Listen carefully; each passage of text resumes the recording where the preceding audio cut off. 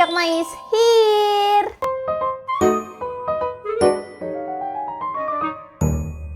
Di video kali ini guys, aku mau bacain cerita gong para netizen lagi. Langsung aja kita masuk ke cerita pertama. Halo Cak. Halo. Aku mau ceritain pengalaman waktu SMP. Dulu tiap berangkat dan pulang sekolah, aku selalu naik angkot bareng temenku karena rumah kita deketan. Tapi entah kenapa, aku juga lupa momennya. Tiap pulang sekolah, aku jadi selalu sendiri. Biasanya aku turun di pertigaan karena tinggal nyebrang terus masuk ke gang rumah. Nah, tiap turun angkot selalu ada emas-emas kayak sales obat atau apa ya, aku juga lupa. Pokoknya dari suatu pabrik, penampilannya pakai kemeja putih, celana hitam, dan jaket hitam. Sumpah kamu penulisannya bagus banget, kayak sampai ada kayak apa sih tanda baca yang stripnya gitu guys. Bagus nih, dia berarti KBBI orang. Awalnya seperti biasa, dia ngasih brosur dan minta data, nama, nomor HP, dan alamat. Aku itu tipe orang yang gak enakan Cak, jadi aku kasih aja biar cepet. Tapi setelah itu, tiap sore pas aku turun dari angkot, dia selalu ada, ngeliatin terus. Kayak mau nyamperin lagi. Aku langsung nolak dan jalan cepet. Kalau nggak salah, dia juga sempet ngechat, Cak. Tapi aku lupa isinya dan nggak pernah aku balas. Dalam kurung kejadiannya tahun 2011 atau 2012-an. Sejak saat itu, aku mulai turun angkot agak jauhan dari tempat biasa. Atau bahkan sebelum titik biasanya. Karena aku takut ketemu dia. Setelah beberapa minggu nggak ketemu, tiba-tiba ketemu lagi. Bukan di tempat biasa aku turun. Dia langsung ngeliat aku dan kayak mau nyamperin. Aku langsung buru-buru jalan hampir setengah lari karena dari tatapannya aja aku udah takut banget. Beberapa hari kemudian tiba-tiba ada surat dari kantor pos ke rumah. Dan yap, itu surat dari mas-mas sales itu.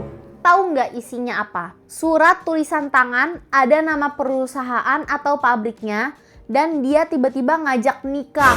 Dia nyuruh aku datang ke rumahnya, bahkan nyuruh aku pakai kerudung biar tambah cantik. Padahal waktu SMP aku belum pakai kerudung. Gila kan? Dari awal ketemu juga sebenarnya udah kelihatan aneh banget, Cak. Dari situ aku jadi takut banget. Papa mulai antar jemput aku ke sekolah. Surat itu juga aku bawa ke sekolah dan aku tunjukin ke pacarku. Tapi dia malah ketawa dan ngeledekin. Hahaha.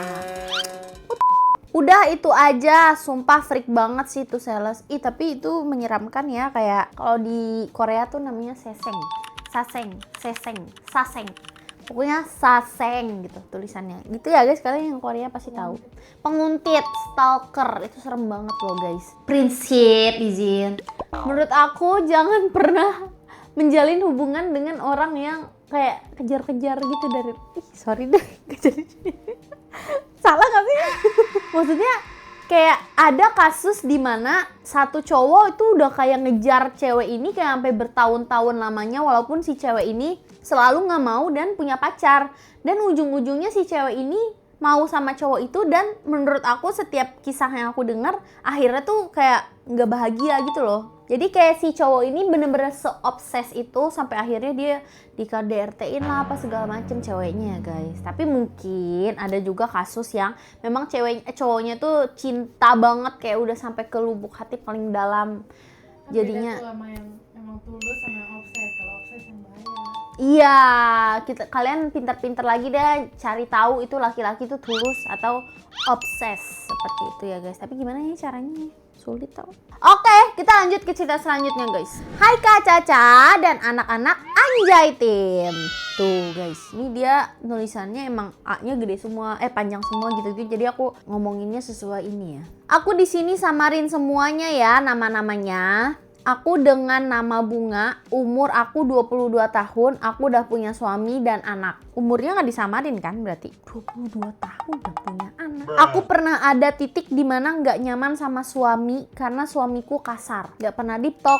Jadi aku mencari kenyamanan di luaran sana. Aku kerja sebagai jaga toko baju dan mall-mall gitu. Pasti ada yang jual-jual makanan kan? Dan aku akrab banget sama Mang yang jual bakso. Sampai akhirnya nyaman dan ada hubungan.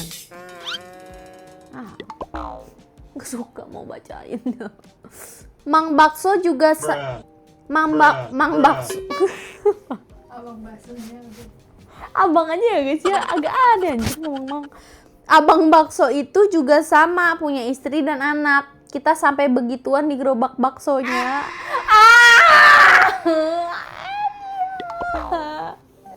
Tolong. Nggak suka anjir. Kita sampai begituan di gerobak baksonya, sampai aku tinggalin bentar toko aku. Dan pernah di lift juga. Oh my god, di lift lu ngapain anjir? Itu sekitar berjalan 1 tahun. Setelah itu dia memilih untuk menjauh. Dan beberapa tahun kemudian di 2024, BTW cerita yang abang bakso itu di 2022 ya. Oke. Di 2024 aku juga ada hubungan sama penjaga toko seragam. Kita tetanggaan tokonya dan saling nyaman. Akhirnya mengalir sampai begituan juga di kos dia. Dan pernah aku ajak juga ke rumah waktu suamiku kerja ngerantau. Seiring berjalannya waktu, hubungan kami di 1 tahun juga. Oh, dia putusnya pas 1 tahun juga. Karena dia udah punya pacar, jadi aku memilih untuk menjauh dan itu udah terakhir kalinya aku selingkuh. Yang bilang selingkuh itu penyakit bener. Tapi kalau diri masih bisa dikontrol, bisa kok berhentinya, kata dia. Dan sekarang lebih baik jalanin apa adanya aja, berusaha memperbaiki rumah tanggaku. Sekian, terima kasih ya Kak Caca. Semoga rumah tanggaku bisa kayak Autap sama Ibu Samawa. Amin. Amin. Kalau ada apa-apa diomongin aja sama suami. Namanya udah suami, kan itu bukan orang lain. Kalian dia udah lihat kamu kayak telanjang gitu, kamu juga udah lihat dia tidak pakai baju. Omongin aja nggak sih? Kayak aku nggak bisa bayangin gimana kita kalau punya suami tapi saling diem-dieman, kayak nggak ngobrol, terus kayak nggak terbuka satu sama lain. Mendingan gak ada suami ya nggak sih guys? Dia ngobrol aja, yang penting ya manusia punya mulut, ngobrol aja. Jangan selingkuh. Ya jadi oknum perusak wanita. Wanita sekarang suka dicap sebagai selingkuh. Banyak wanita yang selingkuh. Oke, kita masuk ke cerita selanjutnya ya. Halo Caca, Jihan, dan Mas Andri, dan Anjay Kring. Anjay tim ya guys. Aku mau cerita pertama kali aku HS dan perawanku pecah. Jadi 2021 aku punya pacar online. Dia dari luar pulau gitu deh. Emang pas kita pacaran online kita sering VCS. Video call selawat kade.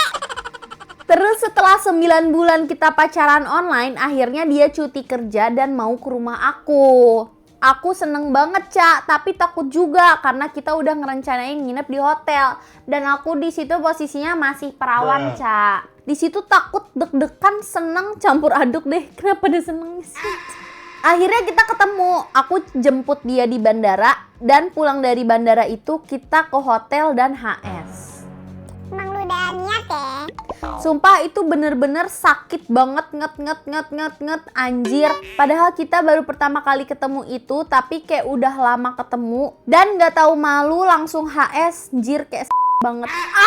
Jangan kayak gitu kayak anjir. Gue nggak mau TMI ya. Jangan terlalu banyak informasi di cerita gue yang soal begini-beginian, ngerti gak sih? Akhirnya setelah beberapa kali percobaan pecah juga perawanku. Dan itu spray hotel merah kena darahku. Masa sih? Emang sebanyak itu ya kalau suspicious. Di situ aku takut, sedih. Takutnya kalau dia nanti ninggalin, habis dapetin perawanku. Tapi enak juga sih, tapi sakit sampai nggak bisa naik motor. Sumpah sakit banget, anjir lah. Dan akhirnya kita HS terus selama dia nyamperin aku, kayak bener-bener lama di hotel. Karena kita bisa 5-8 ronde semalam. Gila. Untungnya dia jadi suami aku sih sekarang. Apa gara-gara goyanganku mantep ya, hehe. My eyes, my ears. Anjir lah, keterlaluan guys. Kalau kayak gitu keterlaluan. Gue iya sih ngomong cerita yang gong, kalau nggak gong jadi masuk. Tapi itu keterlaluan. Terlalu banyak informasi yang detail gitu loh. Aduh. Untungnya jadi suami ya, alhamdulillah. Lanjut ya guys. Hai Kak Caca dan teman-teman Anjay Tim. Namaku nggak perlu disamarin deh. Kayaknya Kak Ca terlalu pasaran juga kayaknya. Oke. Hai semuanya, kenalin namaku Tia. Oke, pasaran sih jujur. Jadi aku diceritain temenku cerita yang menurutku bikin hah banget. Jadi ada janda punya anak cewek. Kira-kira anaknya masih sekolah kelas 4 atau 5 SD. Si anak cewek ini katanya suka menjalin hubungan sama yang lebih tua gitu Kak Ca. Bahkan udah om-om gitu. Terus sampai berani hubungan badan Kak. Yang gongnya adalah mamanya anak ini tahu anaknya begitu.